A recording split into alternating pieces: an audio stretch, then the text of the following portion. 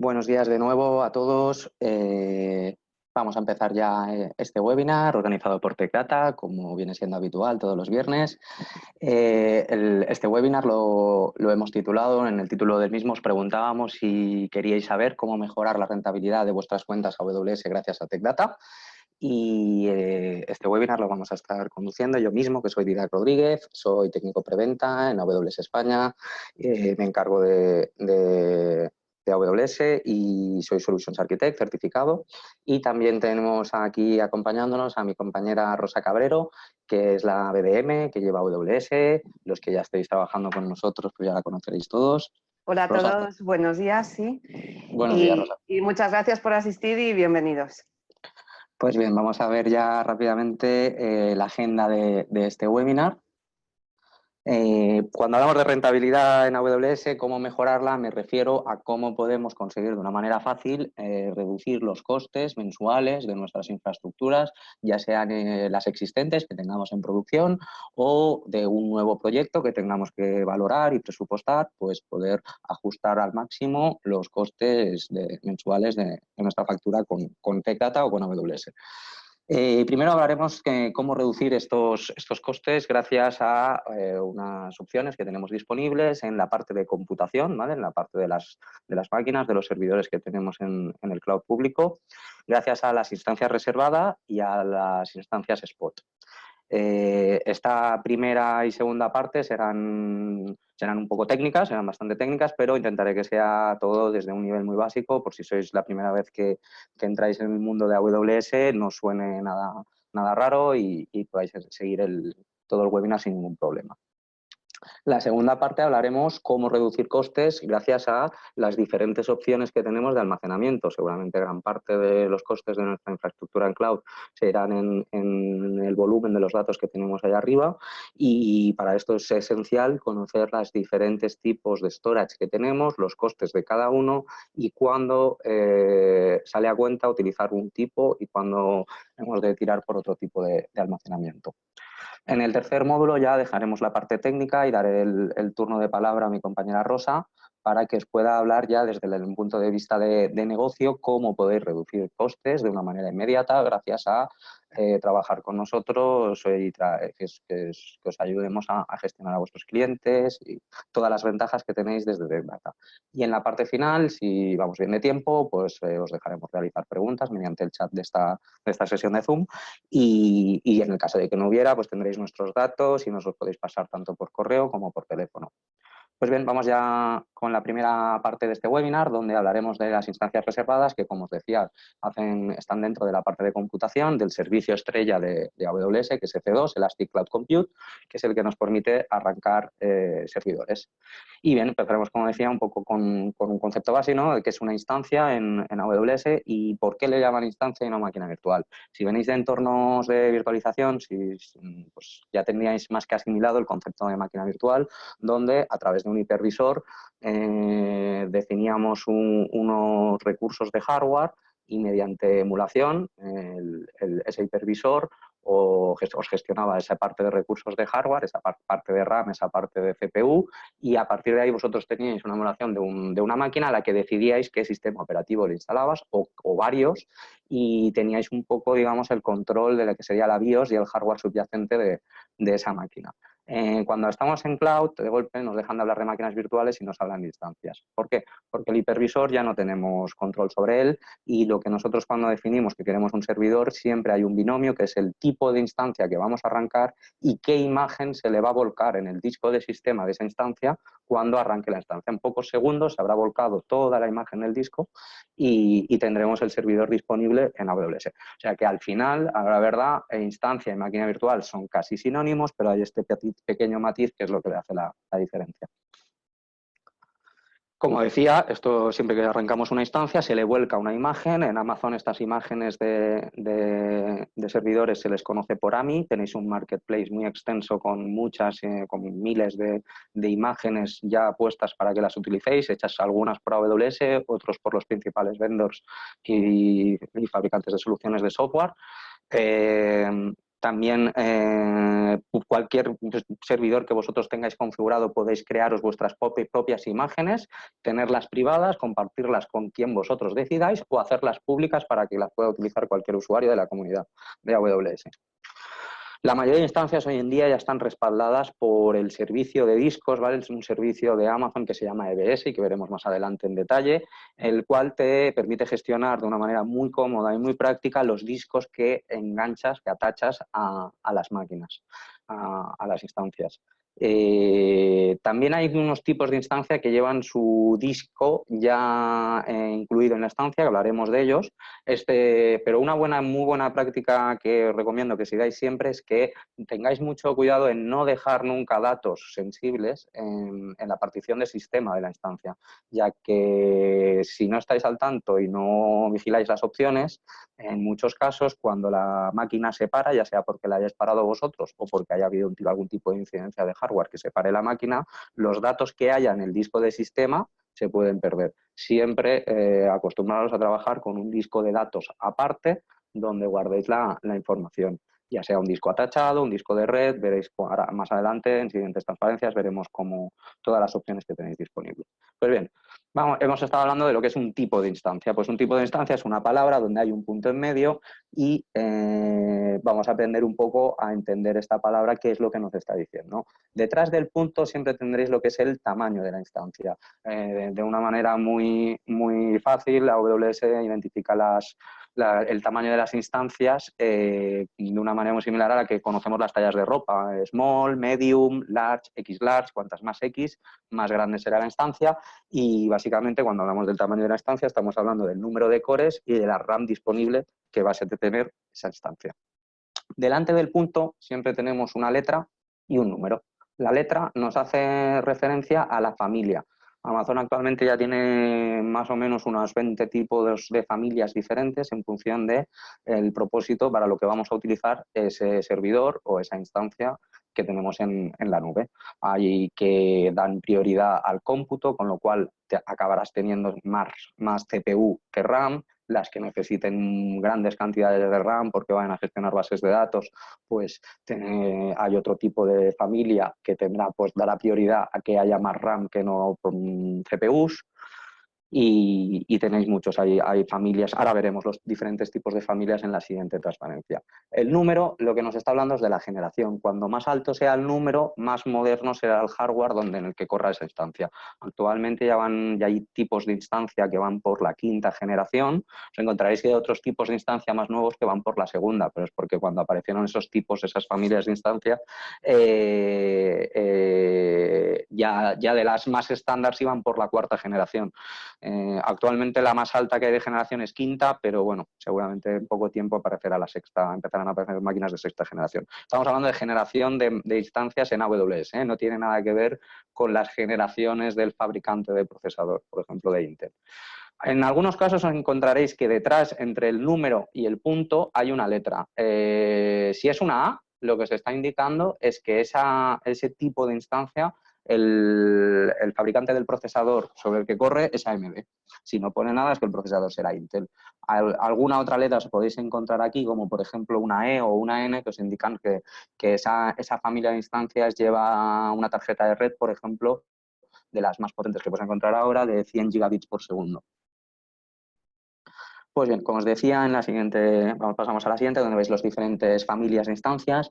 Hay muchos, o sea, aquí veis unos cuantos, pero todavía hay más. Hay las que son de propósito específico, ¿vale? Las test se utilizan mucho para entornos de pruebas e incluso para entornos de producción, porque son muy baratas y van muy bien. Aparte suelen estar muy incluidas en lo que es la capa gratuita de AWS. Para computación las M's y las 5, las I's y D's y H's para storage, para gráficos las G's y las P's, que ya os viene incluida una GPU NVIDIA de las más potentes que hay, de las Teslas, de las más modernas. Y luego la opción que también tenéis en AWS, si por temas de compliance o por de cualquier otro, o pues también por temas de mantener licencias que tuvierais adquiridas perpetuas en vuestros entornos anteriores, si os interesa tener acceso a los cores de la máquina para poder aplicar las licencias, o por temas de compliance que os exigen que no quieren compartir la máquina donde corren sus servidores con ningún otro cliente, siempre tenéis la opción de contratar un host entero dedicado, ¿vale? Evidentemente siempre será mucho más caro que comprar instancias sueltas que puedan compartirse en host de otros servidores. Bien, ya hemos visto lo que es una instancia, las diferentes familias para poderlas identificar, pues Amazon nos da diferentes opciones de compras de instancias, que es donde está la clave para entender cómo mejorar la rentabilidad. Tenemos la opción de pagar por minutos, o sea, lo que sería bajo demanda, la opción de hacer reserva de instancias, es decir, que bueno, nosotros este servidor ya está en producción y vamos a tenerlo tranquilamente años encendido, pues quiero reservarlo y que me salga más barato. Ahora entraremos en detalle. Tenemos las instancias spot, que es una reserva donde nosotros marcamos el precio que estamos dispuestos a pagar y cuando Amazon baje el precio, entonces se arrancará esa instancia. Salta el trigger y se arranca esa instancia. Y luego tenemos las instancias dedicadas, que son las que corren en esos hosts dedicados de los que hablábamos. Una instancia dedicada siempre requiere de un host dedicado debajo. Pues bien, empezaremos haciendo una pincelada sobre las instancias bajo demanda, cuando las compramos bajo demanda. Esto es porque no tenemos ninguna voluntad de realizar pagos por adelantado ni asumir ningún compromiso a largo plazo, ya sea porque estamos realizando pruebas o porque son cargas de trabajo puntuales, con picos. Son ideales para aplicaciones en desarrollo o para entornos de prueba. En cambio, las instancias reservadas, por contra, pues todo lo contrario. Cuando ya tenemos la infraestructura consolidada y sabemos que va a estar a un largo plazo, pues asumimos el compromiso y hacemos la reserva. Es importante comentar que la reserva de instancia nos garantiza que vamos a tener disponible arrancar esa instancia, que no puede pasar que vayamos a arrancar la instancia y nos digan que Amazon se ha quedado sin servidores. Es muy raro que eso pase, por no decir que imposible, pero con la reserva de instancias tenemos la garantía de la reserva de capacidad. Dicho todo esto, vamos a ver una tabla de la reserva de instancias. Hay tres tipos. Las estándares, que nos permiten ahorrar hasta un 75% comparando con el coste bajo demanda. En las instancias reservadas estándar podemos cambiar el tamaño de la instancia, siempre para uno menor. Compramos, por ejemplo, una instancia 2X large, eso significa que si podemos arrancar dos instancias al mismo tiempo X large, de justo el tipo inferior. Podemos cambiar el tamaño, pero no podemos cambiar la familia, la parte de delante que decíamos del punto del nombre del tipo de la instancia. En cambio, también si queremos tener mayor flexibilidad, podemos adquirir reservas de instancias convertibles, donde el ahorro puede llegar hasta un 54% comparando con el precio bajo demanda. Y en este caso sí que tenemos la libertad para si pues han cambiado las necesidades del proyecto y lo que esperábamos de esa reserva, de ampliar la reserva, cambiar la familia, el tipo de la parte de delante del punto de lo que es el tipo de la instancia para la familia. Y luego hay un tercer tipo, que son las programadas, que aunque salen en toda la documentación oficial de AWS, no aparecen en el marketplace cuando vas a comprar, porque no debe ser una reserva normal que tú dices que la vas a utilizar solo en las horas que has decidido que vas a necesitar tener esos servidores. Tienes una oficina donde el horario está completamente marcado y nadie trabaja fuera de ese horario, pues te interesa hacer una reserva programada. Comentar también opciones a elegir cuando se hace la reserva. Como decíamos, el plazo, que puede ser a 1 o a 3 años. Estos plazos siempre son los mismos, no pueden ser ni más ni menos, pero son los plazos de cuando AWS es quien te vende la reserva de instancias.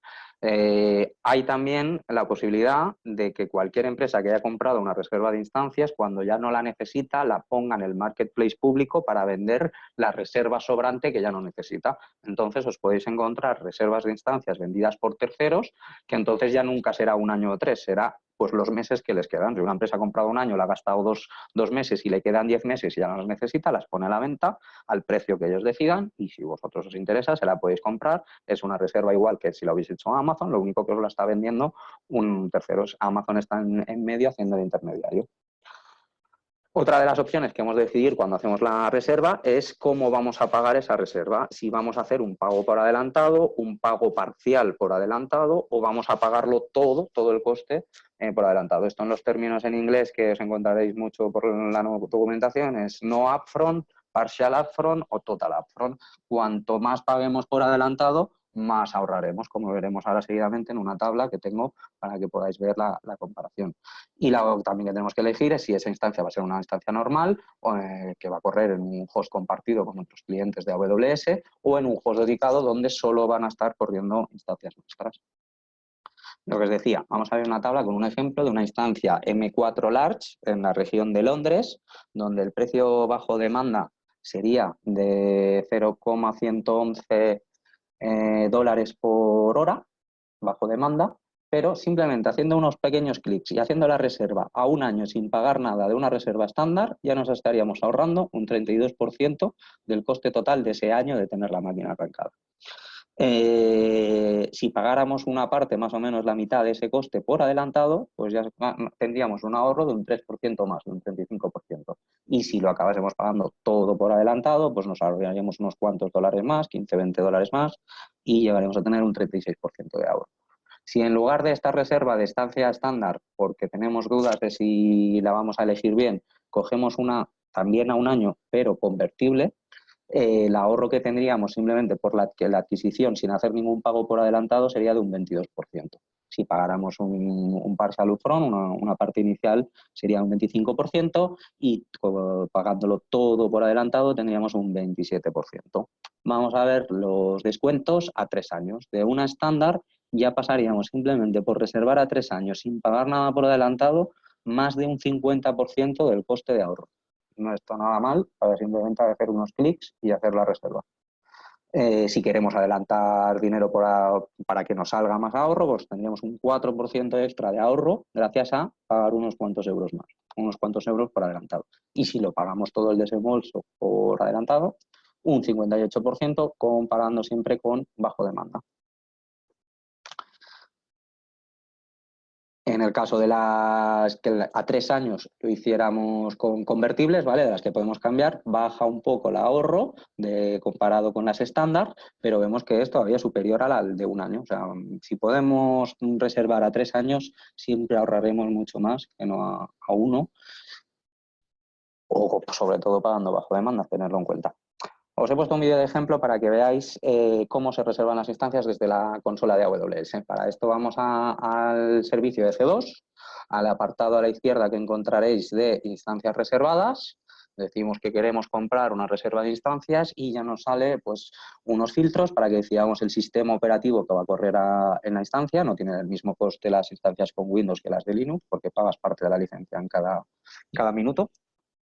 El tipo de instancia que vamos a necesitar, hemos elegido una M4X Large, si va a ser un host dedicado o no, el tiempo, si es a 1 o 3 años, si la queremos que sea convertible o estándar, y si queremos el pago, el no upfront que comentábamos, el partial o pagarlo todo por adelantado. Hacemos search y ya nos salen, pues como veis aquí tenemos unas third party, esto es algún cliente que le sobraban instancias y ha dejado a la venta 4 meses y 6 meses de un tipo de instancia M4X Large, y luego todas las que vende AWS con las diferentes opciones a 12, 36, estándar, convertible, y ya decidimos si nos interesa o no el ahorro o no. La añadimos al carrito y hacemos la reserva y en el momento que ya está hecha empezamos a pagar en función de estos costes, no los de bajo demanda. Vamos a ver una gráfica que da mucho la idea de cómo podemos configurar nuestros consumos en lo que decíamos antes, una oficina que trabaja de lunes a viernes, entre las 8 de la mañana y las 5 de la tarde es cuando tiene su mayor necesidad de cómputo en su infraestructura de servidores, y esto lo podemos bajar mucho de coste utilizando reserva de instancias estándar para esta parte de aquí, para esta parte de aquí las convertibles, por si algún día las tenemos que cambiar a un tipo mayor o a un tipo inferior, y para lo que son los picos ya dejamos el coste bajo demanda. Cuando lo necesitamos, pues las arrancaremos y las usaremos. Cuando no, pues las apagamos. Esto se puede mejorar. Ahora veremos cómo. Gracias a las instancias Spot, que es una subasta de instancias donde nosotros decidimos el precio que estamos dispuestos a pagar por ellas. Como decía, muy importante remarcar, las instancias spot, la gente se piensa, bueno, estos son instancias que ponen a una subasta, seguro que son las de los servidores más viejos que tienen o de servidores que están estropeados. Pues no, no es así, son instancias totalmente iguales que las bajo demanda o las reservadas, el mismo hardware, simplemente que Amazon, pues a Amazon, a AWS le interesa cuanto más utilicéis su infraestructura, mejor. Todo esto basado en sus economías de escala, donde cuanto más se utilizan sus infraestructuras, más nuevos CPDs pueden hacer, cuantos más nuevos CPDs hacen, más barato les sale construirlos y cuanto más barato les sale todo, más bajan los precios. Amazon, desde que inició su andadura en 2009, ha modificado sus precios más de 70 veces y siempre ha sido para bajarlos, nunca los ha subido. Pues bien, gracias a las instancias de spot, según dice la documentación de Amazon, nos podemos llegar a ahorrar hasta un 90%. Pero bueno, aquí estamos diciendo que somos nosotros los que fijamos el precio. O sea que este 90% podría llegar a ser hasta un 99, lo que queráis, porque como fijáis vosotros el precio, también tenéis que poner precios realistas que puedan llegar a bajar. Ahora veremos cómo se hace y buenas prácticas de cómo poder aprovechar bien las instancias de spot. Estas máquinas que decimos que se arrancan solas cuando el precio baja del que nosotros hemos fijado, evidentemente cuando el precio vuelva a estar por encima del que hemos fijado, AWS nos las parará automáticamente. Pues bien, esto es una ventaja para nosotros, porque si es AWS quien nos para la instancia, la última hora que esa instancia ha estado corriendo no la vamos a pagar. Eso quiere decir que si arrancamos una instancia y llevamos 59 minutos utilizando y nos la apagan, no pagaremos nada. Si llevamos 1 hora y 10 minutos, pagaremos solo la primera hora, nos ahorraremos los 10 minutos. Si somos nosotros los que pagamos la instancia porque ya no la necesitamos, porque ya se ha terminado el cálculo, pagaremos a minuto, hasta el último minuto que ha estado encendida la instancia. Dicho todo esto, este tipo de instancias son perfectas para cargas de trabajo tolerantes a fallos y flexibles en el tiempo. Para procesos batch, procesos que se puedan correr por la noche o en cualquier momento, donde lo importante es el coste, ahorrar que salga al mínimo coste, pero no la velocidad. No tenemos necesidad de que esto esté para ayer, sino que se puede hacer durante el fin de semana o cuanto toque. Pues bien, vamos a ver un poco cómo funcionan. Lo primero que nos dice AWS es que nos leamos las buenas prácticas. Esto podría ser un consejo válido para todo AWS, no solo para las Spot Instances, sino que siempre vamos a leernos la documentación muy buena que hay en la web de AWS. Pero bueno, en este caso ya os hago un resumen. Yo os digo lo que ponen las best practices de cómo contratar Spot Instances. Y lo que nos dicen es que no nos limitemos a elegir un tipo de instancia, sino que pongamos varios tipos de instancias que nos puedan servir y marquemos el precio que podemos pagar de cada una de ellas. Entonces, cuando alguna de esos tipos de instancia baje, se arrancará nuestro servidor, nos hará los cálculos y nos saldrá siempre mucho más barato. También nos dicen que no nos limitemos a una sola zona de disponibilidad, sino que digamos varias zonas de disponibilidad para que también vaya subiendo la posibilidad de que baje el precio y se arranque nuestro servidor. Una vez tenemos definido los tipos de instancia, el precio que estamos dispuestos a pagar y en qué zonas de disponibilidad, hemos de elegir qué queremos que haga AWS en el caso de tener que parar la máquina. Si queremos que la hiberne, que la pare o que la termine. Si la hiberne, se guardará el estado de la memoria, de la RAM, en un archivo. Si la paramos, la RAM no se guardará. Si la terminamos, se elimina todo lo que hay en el estado. Una vez hecho todo esto, ya lo tenemos todo preparado y podemos esperarnos a que se ejecuten nuestros cálculos. Vamos a ver también un vídeo de cómo podemos hacer una reserva de instancias desde también EC2 en el proceso de arrancar una instancia. La reserva de instancias está disponible en diferentes puntos, pero vamos a ver el más típico, que es cuando vas a arrancar una instancia. Elegimos el tipo de AMI, lo que decíamos, la familia. Aquí vamos a elegir una M4X Large.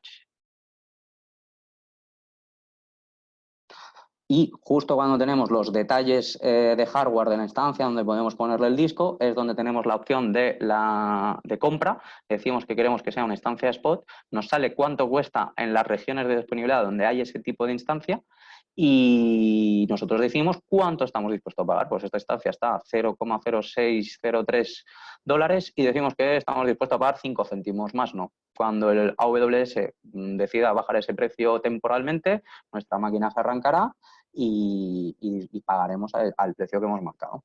Bien, pues volvemos a ver una vez terminado este vídeo, vamos otra vez a la gráfica que os había enseñado al hablar de las RIs, de las instancias reservadas, donde teníamos este panorama, y vamos a fijarnos en lo que sería este cuadradito de aquí de un solo día, donde nos habíamos dejado la parte esta bajo demanda. Pues este pico bajo demanda, gracias a las spot instances, si las ponemos aquí, podemos todavía bajar el coste. Esto es un pico que tendremos, que a lo mejor los servidores de la reserva de instancias nos lo podrían más o menos aguantar. Pues bueno, si nosotros tenemos definido una flota de spot en unas horas que se arranquen, si el precio nos sale bien a cuenta, pues arrancarán y nuestros usuarios notarán que sus sistemas van más fluidos. Es simplemente para un boost de rendimiento a nuestra infraestructura en ese pico puntual. Pues lo podemos configurar mediante la reserva de instancias. Pues bien, ahora hemos visto toda la parte de cómo bajar costes gracias a la computación y vamos a ver cómo bajar costes gracias al almacenamiento, y para esto es muy importante entender los diferentes tipos de almacenamiento.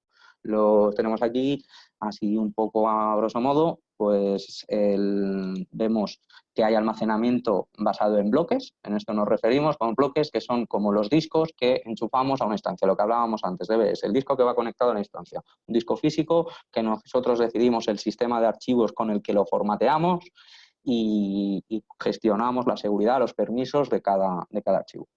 También tenemos FS, que es un sistema de archivos en red totalmente gestionado por AWS, lo que sería un share, un recurso de red, donde no tenemos que tener un servidor que es el que nos controla el sistema de archivos y el protocolo de red con el que se va a compartir, sino que es AWS el que se encarga de todo eso. Y luego tenemos el servicio estrella de storage de Amazon, que es S3 y sus variantes, sus 1000 variantes que veremos ahora, que es un sistema de archivos basado en objetos donde cada archivo contiene su información y no gestionamos para nada el sistema de archivos subyacente. Luego hay otros servicios que se incluyen siempre en la parte de storage, pero que realmente son de transferencia de datos, que no veremos en detalle aquí, pero bueno, os pongo la familia Snow, que son para cuando tenemos una gran cantidad de datos que queremos subir a Amazon y es inviable subirlas a través de Internet, porque son muchos datos y tardaría muchos días, pues Amazon nos manda un disco duro o un camión incluso puede llegarnos a mandar para que subamos los datos a la nube. Los copiamos, se los damos, los suben ellos y ya están ahí. Storage Gateway, que es un servicio muy interesante que nos permite aprovechar el storage de S3 en nuestros entornos on-prem. Es un agente que instalamos en una máquina virtual o en un equipo físico viejo que tengamos y nos hace de enlace entre nuestro CPD y S3 para que podamos ampliar el storage y hacer backups directos a Amazon desde nuestro centro de datos on-prem. Y bueno, todos estos son opciones de conexión, Direct Connect es para conectarte directamente, no son objeto de este webinar. Vamos a ver ya cada uno de los tipos de almacenamiento. Empezamos por EBS, el de bloques, del que ya hemos hablado gran parte. Como decíamos, es almacenamiento persistente a nivel de bloque para instancias. Se paga por aprovisionamiento. Aquí es de las pocas cosas donde pagas por lo que dices que vas a tener, donde se aprovisiona. Si tú dices que un servidor necesita un disco de 500 gigas, en el momento que decides que se atacha ese disco de 500 gigas, Amazon te está ofreciendo los 500 gigas. Si tú luego dentro del servidor solo utilizas 10, no quiere decir que Amazon no te los esté dando. Es el servidor que no los está utilizando. Entonces, aquí sí que se aprovisiona. Son un poco de los pocos casos en el cloud público que se aprovisiona. Tienen redundancia nativa, de la seguridad no hace falta que nos preocupemos, el rendimiento es constante y de baja latencia, es perfectamente igual que si fuese un disco físico conectado a nuestro ordenador de casa, tienen un soporte muy amplio y muy bueno para encriptación de una manera muy fácil. Se pueden conectar varios volúmenes EBS a un servidor, como es lógico. Si estamos diciendo que es un disco, pues un servidor puede tener múltiples discos. Pero, de la misma manera, un disco físico solo puede estar conectado a una instancia. No podemos el mismo disco conectarlo a dos instancias a la vez. Sí que podemos desconectar ese disco de la instancia donde estaba y conectarlo a otra instancia para poderlo o hacer un snapshot, una copia del disco y montar un segundo disco en la instancia. Vuelvo a remarcar un poco la importancia del disco raíz de una instancia donde instalamos el sistema operativo. ¿Vale? Hay dos opciones, hay familias de instancias que ya te vienen con parte de disco de sistema incluido en el precio de la instancia. Esas son las familias de instancia que no basan su disco de sistema en EBS y la gran mayoría basan su disco de sistema en EBS. Cuando no es EBS, que es el instance storage físico del servidor, el precio de ese storage va incluido en el precio de la instancia. Cuando os marca que es EBS, el precio del storage irá en función del tamaño del disco EBS que habéis decidido para el volumen de sistema. En ambos casos se recomienda solo guardar datos temporales, ¿vale? No persistentes, porque en la terminación, cuando paréis la instancia, podéis perderlos. Como tomarlo como una ley, porque no es una buena práctica el guardar datos en el disco de sistema. Vamos a ver los diferentes tipos de volumen EBS que podemos elegir. Aquí veis los 4 que podemos elegir. Realmente hay un quinto, pero el quinto es el clásico. O sea, si tenéis una máquina de hace años, pues hay un quinto, pero los que podéis elegir ahora son 4. Son 2 de estado sólido, SSDs, discos eléctricos, ultra rápidos, pero evidentemente mucho más caros. Tenéis los de propósito general, donde los IOPS disponibles, las operaciones por segundo de entrada-salida que tiene el disco, irán subiendo en función del tamaño del disco. Cuantos más gigas tenga el disco, más IOPS vais a tener disponibles. Luego, si no os vale con esa relación de IOPS por gigabyte, tenéis la opción de contratar un disco SSD donde vosotros vais a marcar los IOPS, podéis definir los IOPS de rendimiento que va a tener el disco. Son un poco más caros, pero os dan más control sobre el rendimiento. Y luego están los discos magnéticos. Los discos magnéticos, pues tenéis gran volumen a bajo coste con mucho menos rendimiento, como es lógico. Los casos de uso no hace falta que entre mucho en detalle, pero los SSDs los utilizaréis para bases de datos donde haya muchas operaciones de entrada y salida, y para grandes cantidades de datos donde premia la computación pero no va a haber grandes operaciones de entrada y salida, pues los magnéticos. Hemos visto EBS, que ya habíamos hablado. Vamos a hablar de FS. FS nos permite tener un sistema de archivos en red, elástico, como dice su nombre. Y tenemos ahora mismo 2 opciones. De hecho, FS es el servicio nativo que existía desde hace muchos años y nos permite un sistema de archivos autónomo para múltiples instancias F2, donde se paga por uso. Aquí no aprovisionamos. Si creamos el FS y no hay ningún solo archivo, no pagaremos nada. Pagaremos a partir de que empezamos a subir archivos por el tamaño que tenemos al final de mes. Elasticidad total, podemos llegar hasta nivel de petabytes, o sea, empezamos con 0, pero empezamos a empezar a cargar sin límite. Se puede conectar a múltiples instancias F2, como decíamos, se mapea, digamos, mapeas la unidad. Está basado en el protocolo de red NFS4 y esto es lo que hace que aquí arriba esté Tux, el pingüino de Linux, porque NFS4 es el sistema de archivos en red nativo y más compatible con servidores Linux. Eso no quiere decir que no se pueda configurar en Windows, perfectamente se puede configurar un Windows Server, pero ya no es automático, no es nativo, tienes que configurarlo, y a veces pues tienes que instalar algún conector de terceros, pero bueno, si tenéis la mayoría de vuestros servidores son Linux, os interesa FS. El rendimiento está garantizado, incluso lo podéis podéis definir qué rendimiento queréis, cuántos megabits por segundo queréis que sea capaz de administrar vuestro sistema de archivos distribuido en red. Y, muy importante, se puede, como os decía antes, podéis hacer que sea disponible mediante el Storage Gateway, mediante un agente.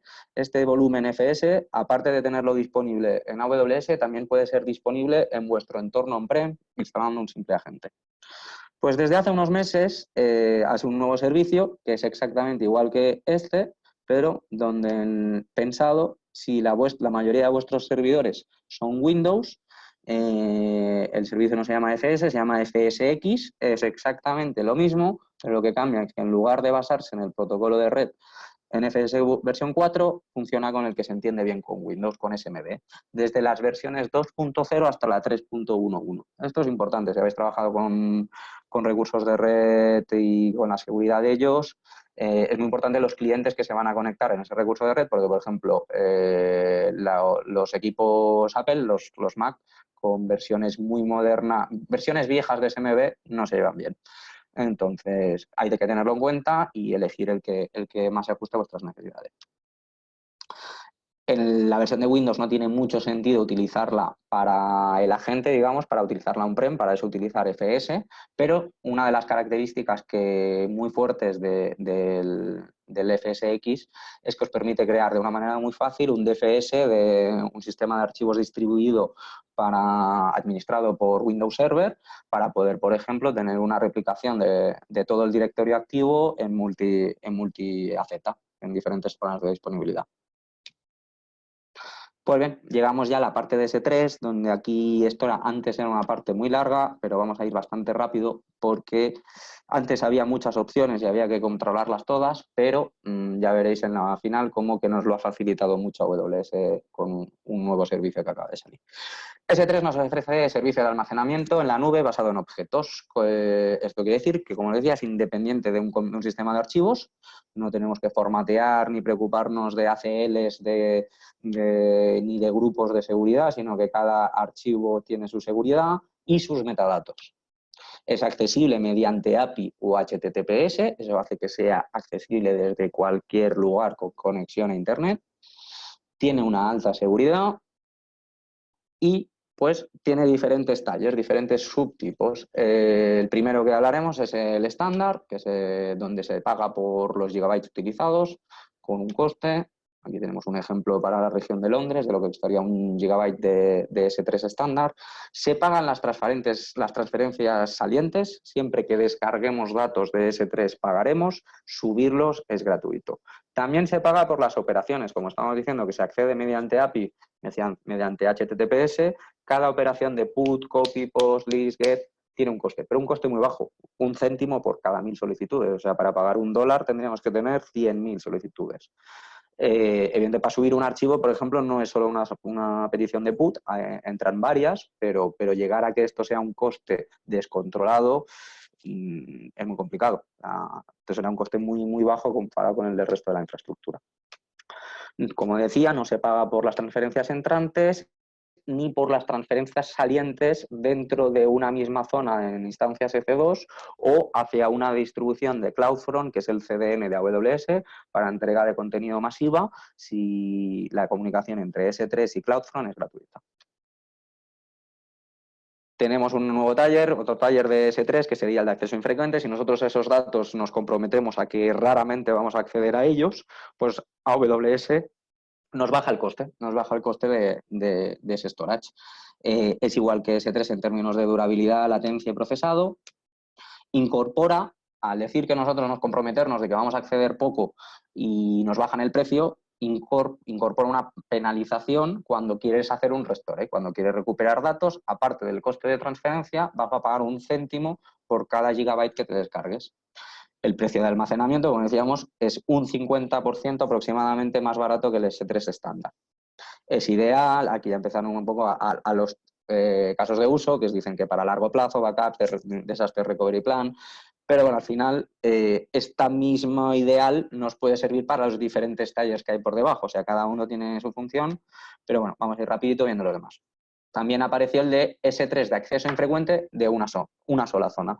De manera estándar, S3 replica los datos en 3 zonas de disponibilidad. Si nosotros tenemos unos datos que decimos, es que me da igual que se pierdan, porque son datos que puedo volver a generar, porque son de unos logs que los puedo volver a generar. Pues desde abril de 2018 tenemos disponible el S3 de una sola zona, donde todavía nos bajan más el precio de lo que teníamos del S3 de acceso infrecuente. La funcionalidad a nivel de durabilidad, latencia y procesado es la misma y también tiene la tarifa de recuperación. Luego está el segundo servicio de archivos basado en objetos estrella de AWS, que es Glacier, que este es para archivado. Servicio para extremadamente bajo el coste o también seguro, duradero, flexible, ideal para backups. Se dice mucho que nos sirve para sustituir entornos de cintas, ¿vale? Lo que serían las copias de cintas. El coste baja a 0,4 céntimos de dólar al mes por giga. Y hay 3 tarifas de recuperación en Glacier. En Glacier, si cuando queramos hacer un restore, depende de la prisa que tengamos de ese restore, pues tenemos 3 opciones para elegir. La primera es express, que tenemos prisa, pagaremos 3 céntimos de penalización por la recuperación, pero en cuestión de minutos tenemos acceso a los datos. Si no nos corre tanta prisa y podemos esperar entre 3 y 5 horas, tenemos la recuperación estándar, donde nos va a costar 1 céntimo la penalización. Y luego, si no tenemos nada de prisa y podemos esperar pues ya más de 5 horas, incluso todo un fin de semana, a que nos dejen acceder a los datos, pues tenemos la bulk que es más barata. Todo esto hasta ahora se gobernaba mediante ciclos de vida. La transferencia de archivos de un taller a otro de los diferentes tipos de storage, nosotros definíamos ciclos de vida de los archivos, o sea, pasados 30 días un archivo que está en S3 estándar me lo pasas a S3 en acceso infrecuente y pasados 30 días más me los pasas a Glacier. Esto hacía que hubiese un técnico que estuviese detrás definiendo estos ciclos de vida. Pues bien, desde hace unos meses AWS ha presentado S3 Intelligent Iron, que basado en patrones de Machine Learning, es AWS quien hace todo este trabajo de los ciclos de vida por nosotros y nos va moviendo los archivos en función de cómo accedemos a ellos a las opciones más económicas y nos quita gran carga de trabajo. Pues bien, ya para terminar la parte de almacenamiento, vamos a ver una gráfica para poder compararlo todo lo que hemos visto de almacenamiento de una manera rápida. Como hemos dicho, los discos EBS solo son accesibles desde una instancia a la vez, mientras el resto de opciones de storage se pueden acceder desde múltiples puntos y desde muchos servidores concurrentemente. La durabilidad, aquí siempre en AWS se ponen muchos 9 con muchos 9 detrás, se dice que es más difícil que AWS te pierda un archivo que no, es más fácil que te toque la lotería. La disponibilidad de los archivos es casi del 100% también, los SLAs, estos los tenéis en la página de AWS, son totalmente consultables.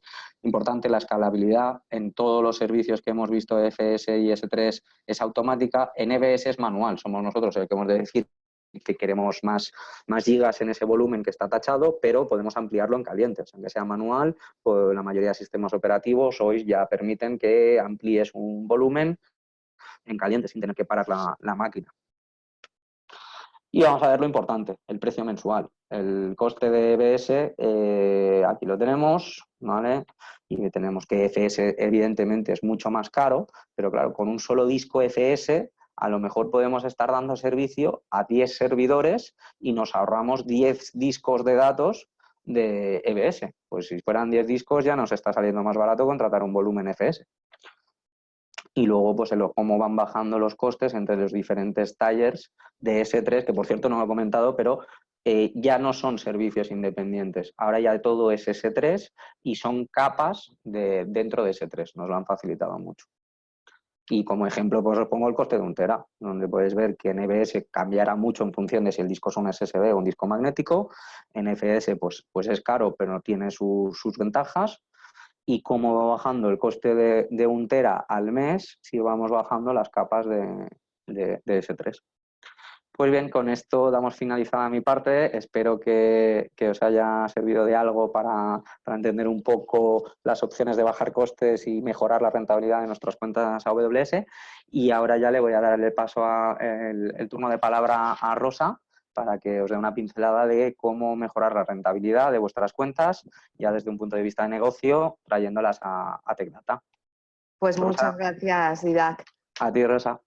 Como comentaba Didac hace un momento, aparte de los beneficios o la optimización de costes a través de la administración del servicio y de la gestión de la consola de AWS, paralelamente, a través de TechData, nosotros os ofrecemos una serie de ventajas económicas que os van a resultar muy atractivas y que, bueno, pues que estoy segura de que casi todos conocéis, pero vamos a hacer un repaso por si no las tenéis todas controladas.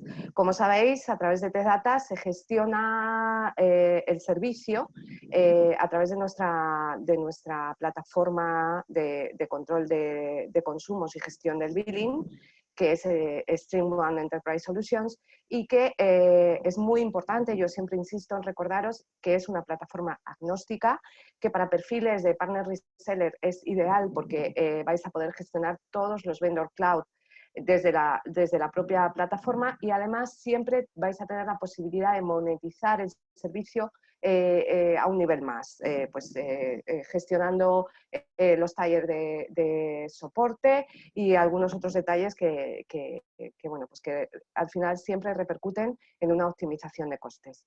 En segundo lugar, a través de TestData vais a disponer, Didac, de la política de descuentos adecuada, más adecuada, para lo que es un canal de partners. Ya sabéis que AWS está muy enfocado al cliente final y desde TestData os ofrecemos el expertise y el know-how de muchísimos años de gestionar un canal de distribución que, bueno, pues que conocemos a fondo cuáles son vuestras necesidades como partners resellers.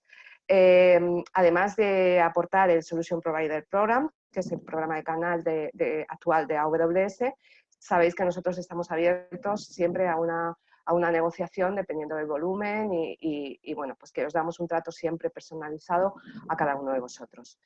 Además, a través de TestData disponéis de la forma de pago habitual. Los que ya sois clientes nuestros en otras áreas de negocio, sabéis que vais a poder mantener en este servicio de AWS, que es un pago por uso, pues exactamente la misma forma de pago que tengáis habitualmente para otras áreas de negocio. Pues no sé, si pagáis a 30, 60 días y con una forma de pago, por supuesto, mucho más cómoda que la forma de pago habitual en directo con AWS, que en general y en casi todos los casos es a través de una tarjeta de crédito.